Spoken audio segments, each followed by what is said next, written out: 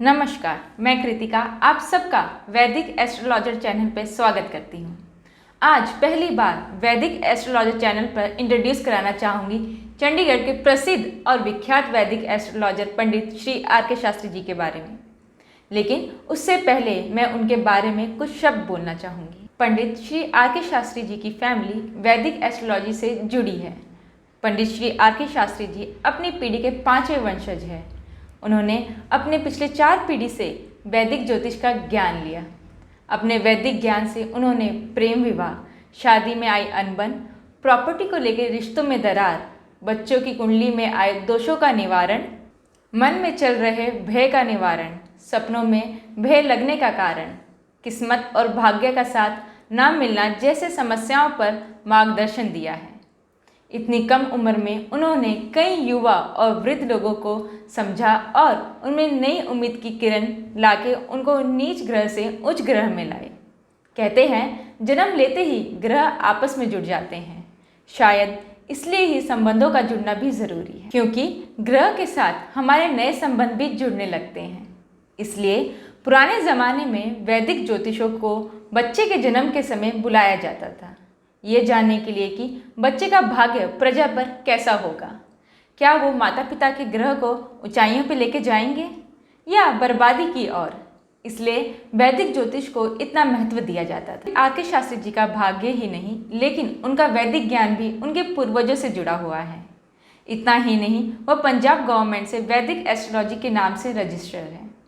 पंडित are के शास्त्री जी यह भी बताते हैं कि कैसे बनता है आपकी जन्म कुंडली में पाप करतारी का योग्य।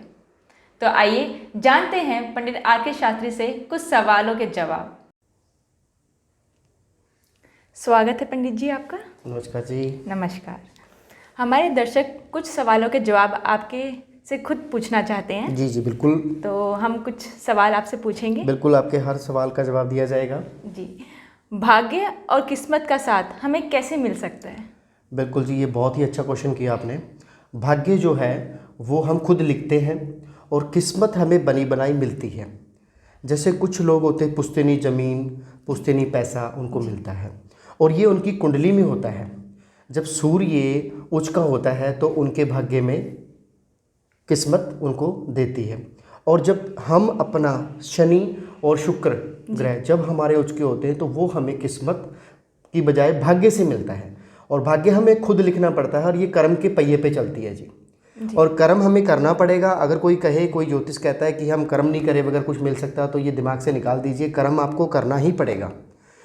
ठीक है जी। और दूसरी बात ऐसे कि जो कुंडली है ये कहती है कि जैसे मान लीजिए किसी के भाग्य में डॉक्टर बनने का योग है, तो जब तक वो स्टडी नहीं करेगा, पढ़ेगा नहीं, तो वो डॉक्टर नहीं बन सकता। तो ये उसकी भाग्य है, लेकिन उसको अपना भाग्य लिखना पड़ेगा, अपना भाग्य बनाना पड़ेगा। और भाग्य बहुत ज़रूरी है। लोग क्या कहते हैं कि भी पकी पकाई रोटी मिल जाए, लेकिन उठा के हमें रोटी मुंह में खुद डालनी पड़ेगी। जी बिल्कुल। ठीक है जी। और दूसरी बात मैं दर्शकों को ये भी बताना चाहूँगा कि आप अपना भाग्य खुद लिख सकते हैं, खुद अपने किस्मत बना सकते हैं। उसको आप पर मेहनत करनी पड़ेगी, लेकिन लोगों को विश्वास नहीं है अपने आप पर और अपने परिवार पर, अपनी फैमिली पर। जो हमें गाइड करता है, जो हमें बताता है, उस पर वो बिलीव नहीं करते। ये सबसे बड़ी बात है जो मैं दर्शकों को बताना चाहूँगा। भाग्य जो है हम खुद लिखते हैं और भाग्य जो जब हम बनाते हैं अपने किस्मत का, तो उस समय क्या होता है कि इंसान आगे बढ़ रहा होता है, कुछ चीज़ें उसको रोक भी रही होती है, लेकिन इंसान को उन चीज़ों को भूल कर आगे बढ़ना चाहिए और ऐसे स्टेप रखने चाहिए जिससे जमा के कि वो पीछे कभी ना आ सके।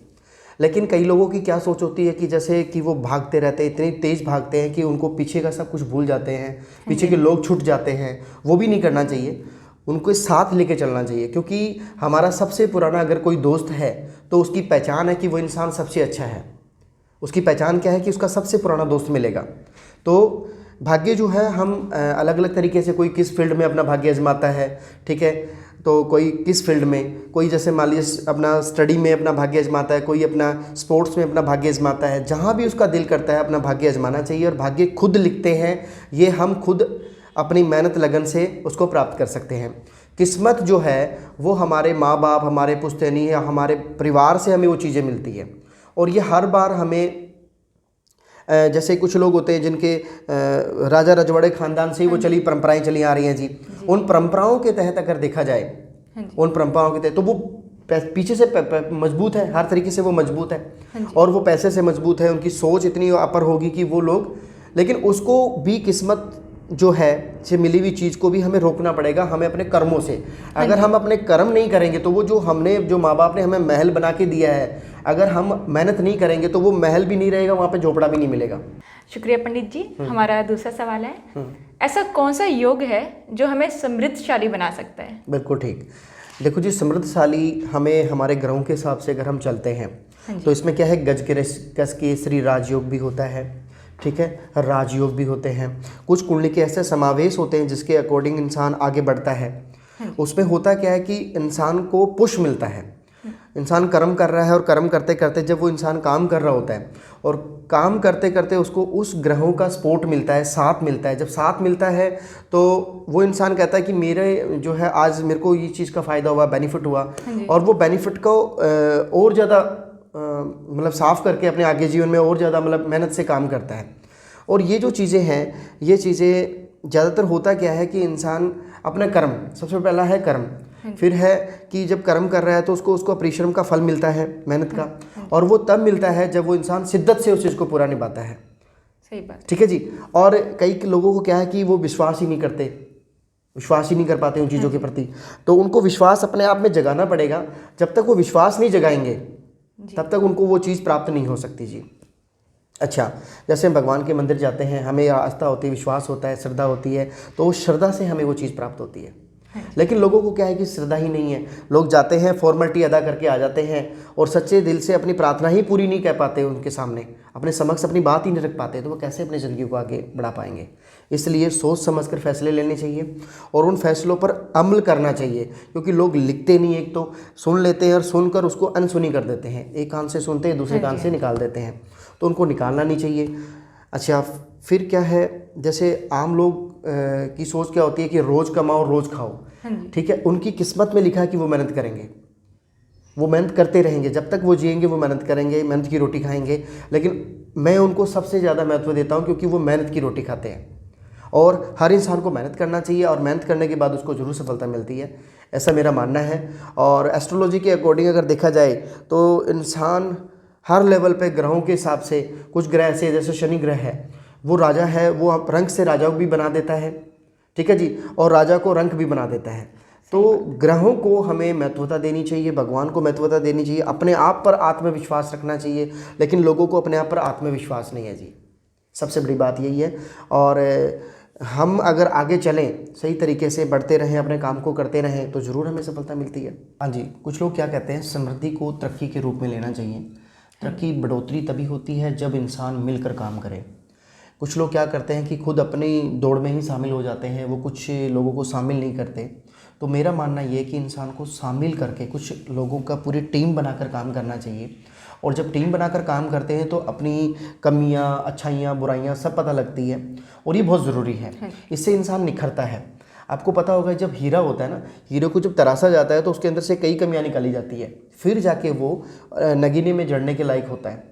जब वो जड़ा जाता है तो उसकी महिमा हम देखते ही हैं कि भी बड़ा सुंदर लग रहा है, ये अच्छा लग रहा है, ये बड़ा कारगर सिद्ध रहा आपके लिए। तो वैसे ही हमें हीरे जैसे बनना चाहिए, क्योंकि जब तक हमें चोट नहीं लगेगी तब तक हमें हमारी समृद्धि जो है, हमारी तरक्की के बारे में हमें पता नहीं लगेगा। जो इंसान चोट खाया होता है वही इंसान आगे बढ़ सकता है अपनी लाइफ में। और हमें, मेरा मानना यही है, मैं सभी दर्शकों को ये बताना चाहूँगा कि वो हमेशा अपनी लाइफ को ऐसे जिए कि रोज़ वो कुछ नया सीखने को मिले। इंसान को रोज़ सीखना चाहिए, कोई भी इंसान की स्टडी ख़त्म नहीं होती है, जब तक वो इंसान जीता है वो सीखता रहता है। और जैसे कहते हैं कि डॉक्टर होता है जो हमें दवाई देता है, तो हमें वो नियम बताता है कि हमें इस रूटीन से हमें वो चीज़ें लेनी चाहिए, वैसे ही हमें अपने नियम बनाने पड़ेंगे। कुछ लोग क्या करते हैं, अपने नियम नहीं बना पाते हैं जी। और सबसे बड़ी बात मैं ये आपको बताना चाहूँगा कि जब इंसान नियम बना ले एक बार, तो ज़िंदगी में कभी पीछे मुड़ के नहीं देख सकता। समृद्धि उसके साथ चलेगी, माँ लक्ष्मी बिल्कुल संग रहेगी, क्योंकि कुछ लोग बोलते हैं कि माँ लक्ष्मी राइट साइड में आपके घर के बाहर खड़ी है और घर के अंदर प्रवेश नहीं कर रही है। जब तक लक्ष्मी आपके घर नहीं आएगी तो समृद्धि कैसे आएगी। तो मेरा मानना ये, भी दीपावली भी आ रही है, सभी लोगों से, दर्शकों से मेरा एक मानना है कि सभी लोग एक छोटा सा मैं रेमेडी बताने जा रहा हूँ। एक छोटा सा घर जिन माता बहनों के घर नहीं है, जैसे मान लीजिए नई घर बनाना चाहते हैं, तो वो इस समय ये जो दीपावली आ रही है इसमें एक छोटा सा घर लाकर लक्ष्मी जी जहाँ स्थापित करेंगे वहाँ एक घर बनाइए, उसको सजाइए और उसके अंदर दिया जलाइए सरसों का तेल का, और उनको अपना घर भी मिलेगा, समृद्धि आएगी, पैसे में बढ़ोतरी होगी, मान सम्मान मिलेगा, रिस्पेक्ट मिलेगी, और वो जीवन में याद रखेंगे मेरे इस उपाय को कि किसी पंडित जी ने हमें ये बात बताई है। तो मैं आर.के. शास्त्री आप सभी लोगों को ये बताना चाह रहा हूँ कि ये ज़रूर करिए, और ये दीपावली पर मुझे ये मैसेज आपने ज़रूर देना है कि कैसा रहा आप सब लोगों के लिए। आपके पास नंबर मेरा है और ये 24 आवर मेरे पास होता है, जब मर्जी आप अपना कॉल कर सकते हैं, मुझे अपनी जानकारी दे सकते हैं। आपके जीवन में मंत्र कैसे काम करते हैं? बिल्कुल ठीक है जी, मंत्रों की अपनी एक महिमा है। हाँ जी। जब हम भगवान के मंत्रों का उच्चारण करते हैं, नवग्रहों के मंत्रों का उच्चारण करते हैं, या कोई हमें गुरु मंत्र देते हैं उसका मंत्रों का हम उच्चारण करते हैं, मंत्र अपनी जगह इतना कारगर सिद्ध होता है अगर सच्चे दिल से उसको प्राण प्रतिष्ठा करके उसको सही ढंग से, अगर सही तरीके से मंत्रों का उच्चारण किया जाए। मंत्र लोगों को क्या लगता है कि ये कोई ढकोसलेबाजी है या कोई वैसे दिखावा करते हैं, ऐसा नहीं है। मंत्रों की अपनी एक महिमा है।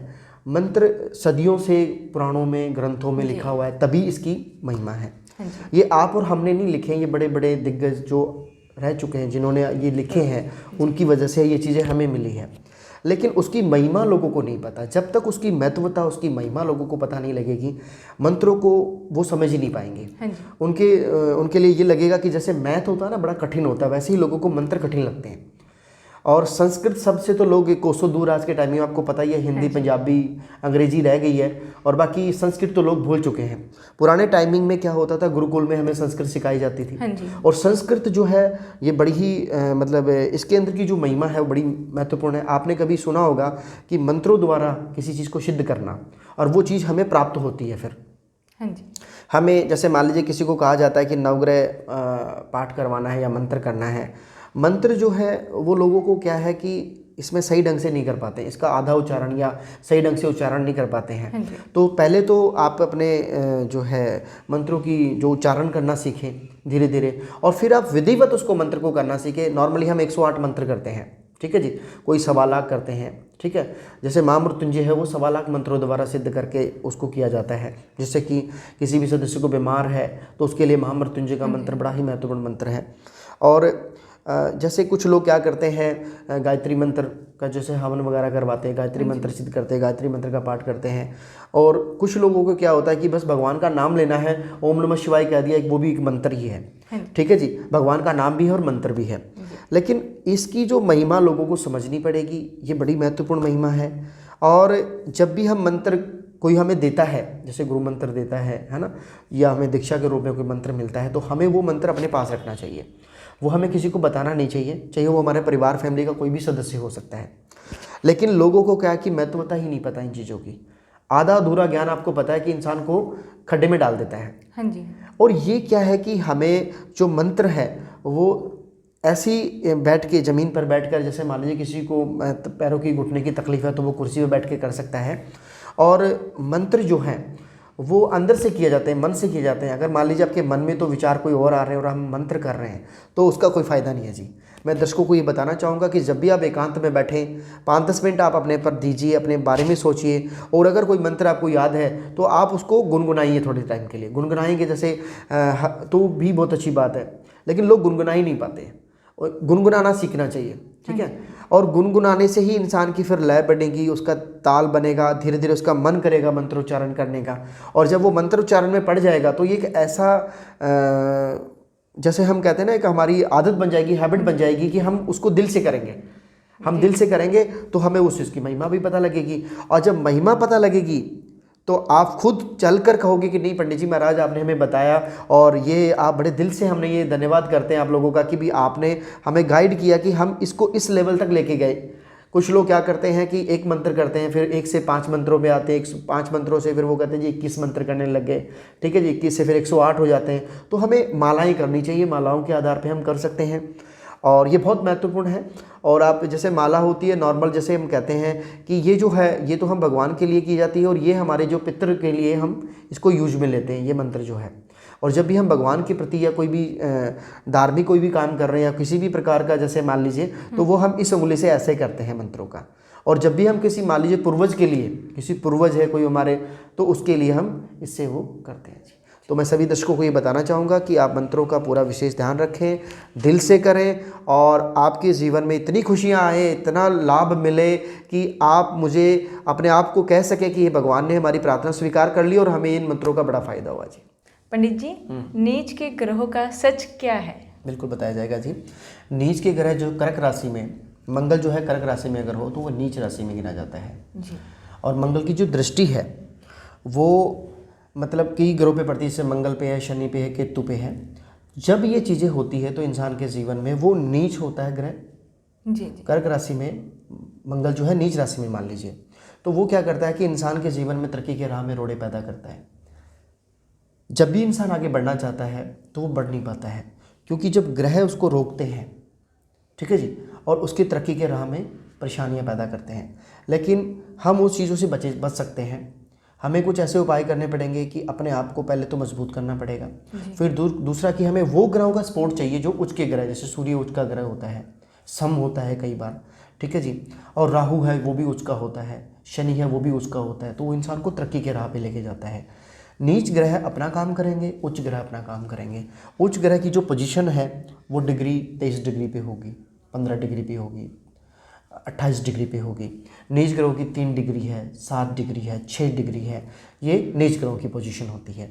जब इंसान ये ग्रहों का सपोर्ट चाहिए, साथ चाहिए, तो उसको उस ग्रह को अपने फेवर में करना पड़ेगा, उसको साथ लेके चलना पड़ेगा। जो मजबूत है हमें उसको ऊपर उठाना पड़ेगा।